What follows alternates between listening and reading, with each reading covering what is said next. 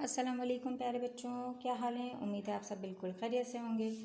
जी तो बच्चों, हम अपना जो सबक था, जो कहानी पढ़ी थी हमने, गुरूर का सर नीचा, उसकी हम मश्क कर रहे थे। आज हम उसकी मश्क का आखिरी हिस्सा करेंगे। सफ़ा नंबर 49 पे 59 पर 59 अल्फाज साजी। इन अल्फाज पर एराब लगाएं और दुरुस्त तलफ़्फ़ुज़ के साथ पढ़ें। तो बच्चों, ये आपका घर का काम है। ये आपने सबसे पहले घर का काम करना है, फिर बाकी का आगे हम बताते हैं आपको। उदास, उदास। गुस्सीला, मग़रूर। इख्तियार, मुख्तलिफ। उदास, गुस्सीला, मग़रूर, इख्तियार, मुख्तलिफ। अगला हमारा काम जो हम कर रहे हैं वो है दिए गए अल्फाज के आखिर में दार लगाकर नए अल्फाज बनाएं और उनके मानी समझें। तो बच्चों, हमें कुछ अल्फाज दिए हैं, इनके आगे हमने दार लगाना है और एक हमारा नया अल्फाज बन जाएगा जिसके हम मायने पढ़ेंगे। मज़ेदार यानी मज़े वाला। समझ, समझ का समझदार यानी समझने वाला, जिसको समझ में आए हर बात, कोई भी बात। चमक, चमकदार यानी चमकने वाला। सर,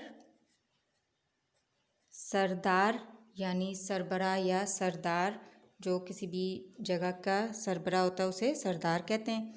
खार का बनेगा खारदार। खार माने झाड़ी और खारदार झाड़ी वाले, झाड़ी वाली जगह या जंगल या कोई भी चीज़। हक, हकदार यानी हक वाले, जो हक पर होते हैं या जिनका हक होता है वो हकदार कहलाते हैं। तो समझ से हमारा बन गया समझदार, चमक से चमकदार, सर से सरदार, खार से खारदार और हक से हकदार। ज़बानदानी का अगला काम है हमारा। इसमें हमने क्या करना है कि जुमलों के सामने दिए गए जमा अल्फाज की वाहिद बनाएं और ख़ाली जगह पुर करें। तो बच्चों, हमें ख़ाली जगहें दी हुई हैं और यहाँ पर जो अल्फाज दिए हैं वो जमा में हैं, यानी दो या दो से ज़्यादा की हैं। हमने इनको वाहिद करनी है, यानी एक कर कर अपनी ख़ाली जगह में लिखना है और उसको मुकम्मल करना है या पुर करना है। तो पहली ख़ाली जगह क्या है हमारे पास? मिंकू बेर की डैश की तरफ बढ़ा। झाड़ियों, तो झाड़ियों की जो वाहिद है वो क्या बनेगी? झाड़ी। मिंकू बेर की झाड़ी की तरफ बढ़ा। किसान ने डैश में तरह तरह की सब्जियां उगा रखी थीं। खेतों, खेतों की वाहिद क्या होगी? खेत। किसान ने खेत में तरह तरह की सब्जियां उगा रखी थीं। चीकू और मिंकू रोज़ नई डैश करते और खुश होते। शरारतें, शरारतें की वाहिद क्या होगी? शरारत, शरारत।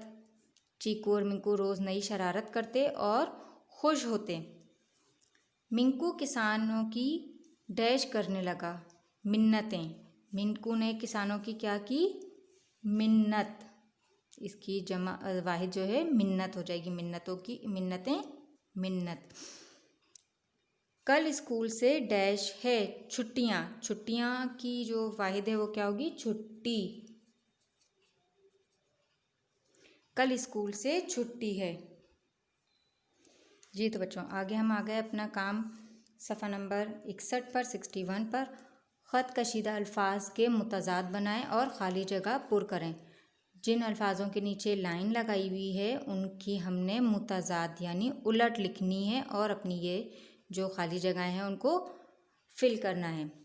इकरा बहुत उदास थी मगर दादी जान के आते ही उदास की उलट क्या होगी? खुश, खुश हो गई। इकरा बहुत उदास थी मगर दादी जान के आते ही खुश हो गई। सज़ा और डैश का हक सिर्फ अल्लाह ताला के पास है। सज़ा की उलट क्या होगी? जज़ा। सज़ा और जज़ा का हक सिर्फ अल्लाह ताला के पास है। हमारे गांव से डैश तक पक्की सड़क बन चुकी है। हमारे गांव से शहर तक पक्की सड़क बन चुकी है। मास्टर साहब ने हामिद की दरख्वास्त सुनकर अपना डैश सुनाया।